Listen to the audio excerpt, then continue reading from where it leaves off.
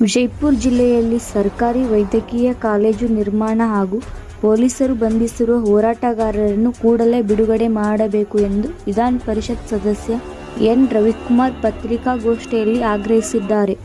ಹೋರಾಟಗಾರರನ್ನು ಬಿಡುಗಡೆ ಮಾಡದಿದ್ದರೆ ಜಿಲ್ಲೆಯಾದ್ಯಂತ ಬೃಹತ್ ಪ್ರತಿಭಟನೆ ನಡೆಸುವುದಾಗಿ ಎಚ್ಚರಿಕೆ ನೀಡಿದ್ದಾರೆ. ವೈದ್ಯಕೀಯ ಕಾಲೇಜಿಗಾಗಿ ಹೋರಾಟ ಮಾಡುತ್ತಿರುವವರ ಮೇಲೆ ಸರ್ಕಾರ ದರ್ಪ ಮಾಡುವುದನ್ನು ನಿಲ್ಲಿಸಬೇಕೆಂದು ಅವರು ಗುಡುಗಿದರು. ಅಂದ್ರೆ ಈ ಸರ್ಕಾರದಲ್ಲಿ ತಮ್ಮ ಹಕ್ಕುಗಳಿಗೋಸ್ಕರ ತಮ್ಮ ಬೇಡಿಕೆಗಳಿಗೋಸ್ಕರ ಪ್ರತಿಭಟನೆಯನ್ನ ಮಾಡಬಾರ್ದ? ಕರ್ನಾಟಕ ರಾಜ್ಯದಲ್ಲಿ ಪ್ರಜಾಪ್ರಭುತ್ವ ಇದೆಯೋ ಸರ್ವಾಧಿಕಾರ ಇದೆಯೋ? ಕರ್ನಾಟಕ ರಾಜ್ಯದಲ್ಲಿ ರಾಜಪ್ರಭುತ್ವ ಇದೆಯೋ ಜನರಿಂದ ಆರಿಸಿ ಬಂದಂತ ಮುಖ್ಯಮಂತ್ರಿಗಳು ಆಡಳಿತವನ್ನು ನಡೆಸ್ತಾ ಇದ್ದಾರೋ ಅನ್ನೋದನ್ನ ನಾನು ಮಾನ್ಯ ಸಿದ್ದರಾಮಯ್ಯ ಅವರಿಗೆ ಕೇಳೋದಕ್ಕೆ ಬಯಸ್ತೇನೆ. ಆ 106 ದಿನದಿಂದ ಪ್ರತಿಭಟನೆಯನ್ನ ಮಾಡ್ತಾ ಇದ್ರು. ಅಲ್ಲಿ ನಾವು ಜಿಲ್ಲಾ ಉಸ್ತುವಾರಿ ಸಚಿವರು ಏನ್ ಮಾಡ್ತಾ ಇದ್ದಾರೆ? ಯಾಕೆ 27 ಜನರ ಮೇಲೆ ಪ್ರತಿಭಟನೆ ಮಾಡ್ತೇನೆ ಅಂತ ಅವ್ರ ಮೇಲೆ ಕೇಸ್ ಹಾಕಿದ್ರು?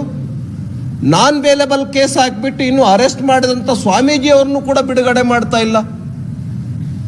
ಇದು ಒಂದು ಕಡೆ ಆದ್ರೆ, ಬಳ್ಳಾರಿಯಲ್ಲಿ ನಮ್ಮ ಮಾಜಿ ಮಂತ್ರಿಗಳು ಹಾಲಿ ಶಾಸಕರಾಗಿರ್ತಕ್ಕಂಥ ಜನಾರ್ದನ್ ರೆಡ್ಡಿ ಅವರ ಮನೆ ಮುಂದೆ ಬ್ಯಾನರ್ಗಳನ್ನು ಕಟ್ಟಬಾರದು ಅಂತೇಳಿ ಹೇಳಿದ್ದಕ್ಕೆ ಯಾರೋ ಅಲ್ಲಿ